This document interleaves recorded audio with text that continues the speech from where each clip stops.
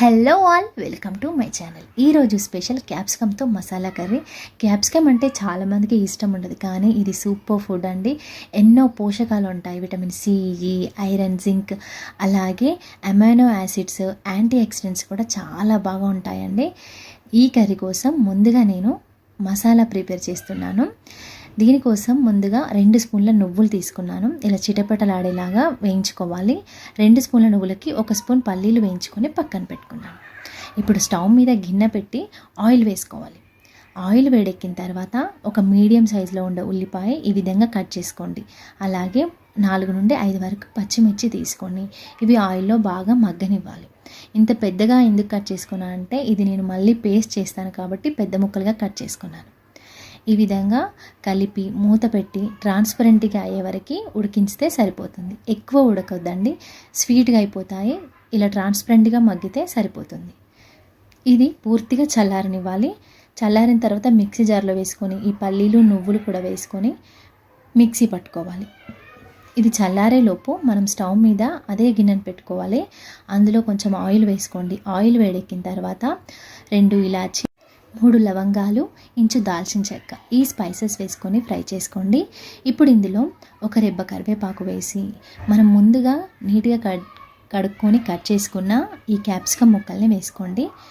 ఇలా మీడియం సైజులో కట్ చేసుకోవాలి ముక్కలు. మరీ చిన్నగా మరీ పెద్దగా కూడా కట్ చేసుకోవద్దు. ఈ విధంగా కట్ చేసుకొని మూత పెట్టుకొని ఉడకనివ్వాలి. ఇప్పుడు మనం మిక్సీ పట్టిన ఈ మసాలా పేస్ట్లో ఇలా నానబెట్టిన 2 రెబ్బల చింతపండు నీళ్ళతో పాటుగా వేసుకొని మళ్ళీ మంచిగా మిక్సీ పట్టి పక్కన పెట్టుకోండి.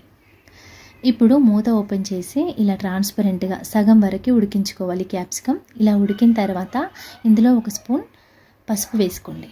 పసుపు వేసి పచ్చివాసన పోయేలాగా ఇలా కలుపుకోవాలి. ఇప్పుడు ఇందులో మనం గ్రైండ్ చేసి పెట్టుకున్నాం కదా, ఆ మసాలా పేస్ట్ని వేసుకోవాలి. ఈ మసాలా అంతా ముక్కలకి పట్టేలాగా అడుగు నుండి కలుపుతూ ఫ్రై చేసుకోవాలి. ఇప్పుడు ఇందులో మిక్సీ జార్లో కొన్ని వాటర్ యాడ్ చేసుకొని వేసుకున్నాను నేను. ఇలా వేసి మసాలా కొంచెం ఉడికే వరకు మూత పెట్టి ఉడికించుకోవాలి. ఇలా ఒక 2-3 నిమిషాలు ఉడకాలి. ఈ మసాలా మంట లో ఫ్లేమ్లోనే పెట్టుకోండి, లేదంటే అడుగు పట్టేస్తుంది.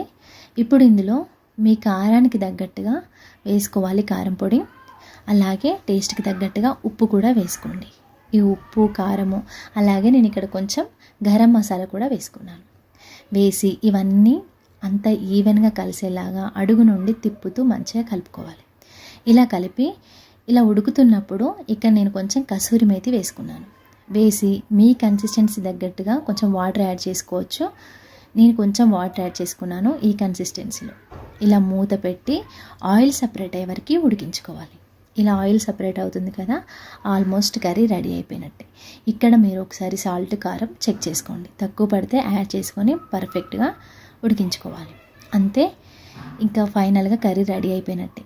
ఫైనల్గా కొంచెం కొత్తిమీర వేసుకొని దింపేసుకోవడమే. అంతే, సింపుల్గా టేస్టీగా ఉండే మనం క్యాప్సికమ్ మసాలా కర్రీ రెడీ అయింది. మీకు నచ్చిందా? నచ్చితే తప్పకుండా నేను చెప్పిన విధంగా ట్రై చేసి మీకు ఎలా వచ్చిందో నాకు కామెంట్ సెక్షన్లో చెప్పండి. ఇది బగారా రైస్లోకి అయితే చాలా బాగుంటుంది. మీకు నచ్చితే లైక్ చేసి మీ ఫ్రెండ్స్కి, రిలేటివ్స్కి షేర్ చేయండి. మరిన్ని టేస్టీ హెల్తీ రెసిపీస్ కోసం ఛానల్ని సబ్స్క్రైబ్ చేసుకోండి. Thank you.